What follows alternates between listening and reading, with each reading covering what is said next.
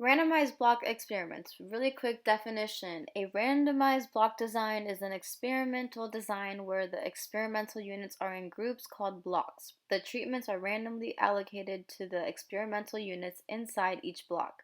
When all treatments appear at least once in each block, we have a completely randomized block design. Now, I know that probably made no sense at all, so I'm going to break it down for you. So the easiest way for me to understand randomized block experiments was to first really understand how it can be applied, especially to my engineering field. So I'm going to show you an example through a water treatment experiment. I have attached this chart because it's the easiest way for me to understand it. I'm sure it would be much easier for you to visualize. So you see that four blocks have been established which subdivide the gradient into smaller segments. This results in relatively small gradients within each block so that the treatments may be compared under relatively homogeneous conditions. The treatments are assigned within the individual blocks at random with a separate randomization for each block.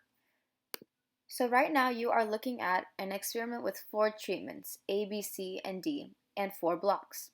The numbers represent the plot numbers and the letters are the treatments.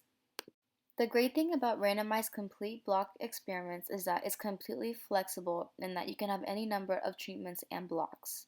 It also provides more accurate results than the completely randomized design due to grouping. And it's also relatively easy statistical analysis even with missing data. And it also allows calculation of unbiased error for specific treatments. Randomized block experiments are perfect for when there is a known or suspected source of variation in one direction. You can orient the blocks to have minimum variation within the block and orient plots to sample the entire range of variation within the block. Randomized block experiments are one of the most widely used designs out there.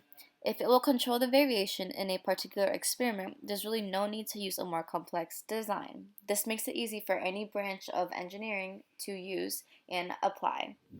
It's really hard to explain everything in under 3 minutes, but I hope you guys learned a little bit about this topic and are able to apply it to your future careers. Good luck! And don't forget that engineers rock.